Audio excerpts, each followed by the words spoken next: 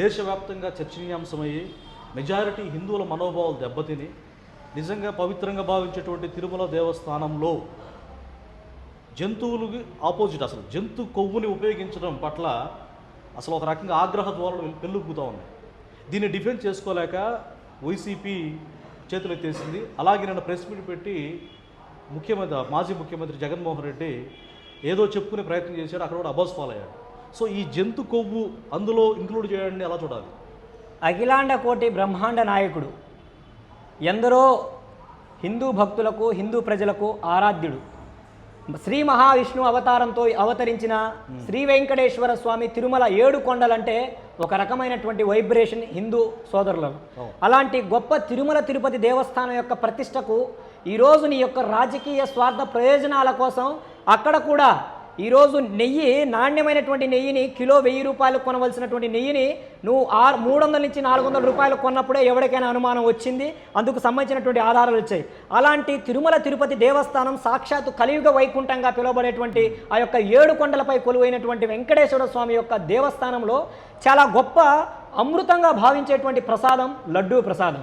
తిరుమల వెళ్ళి వచ్చారంటే అనేక మంది తిరిగి మనం ఇంటికి చేరామంటే అన్న తిరుమల లడ్డు తెచ్చారా, మాకు కొంచెం ఇవ్వండి.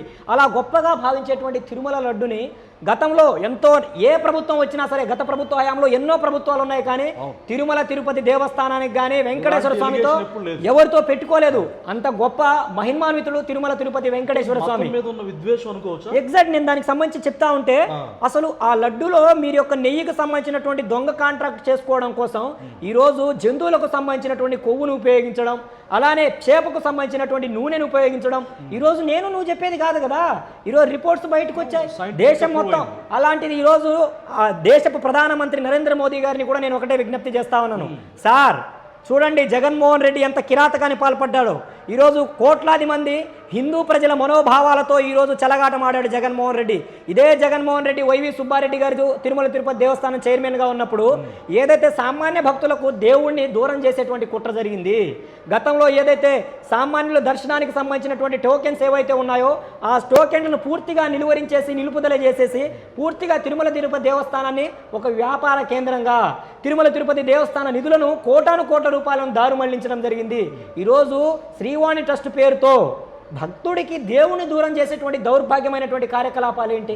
ఈరోజు ముస్లిం సోదరులు సుభిక్షంగా ఉండాలి, క్రిస్టియన్ సోదరులు సుభిక్షంగా ఉండాలి, హిందూ సోదరులు సుభిక్షంగా ఉండాలి, సిక్కులు, బౌద్ధులు, జోరాస్ట్రియన్లు అందరూ సుభిక్షంగా ఉన్నప్పుడే ఈ నా భారతదేశం 144 కోట్ల మంది ప్రజల యొక్క రిప్రజెంటేషన్ కలిగినటువంటి దేశం.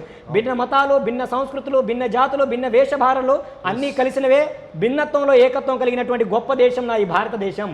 ఈరోజు నీ రాజకీయం కోసం, నీ కుల విద్వేషం కోసం, నీ మత విద్వేషం కోసం ఈరోజు తిరుమల తిరుపతి దేవస్థానంతో నువ్వు చెలగాటమాడావంటే ఈరోజు నిజంగా కలియుగ వైకుంఠం వెంకటేశ్వర స్వామి యొక్క శాపంతోనే జగన్మోహన్ రెడ్డి అధోపాతాళానికి తొక్కబడ్డాడు.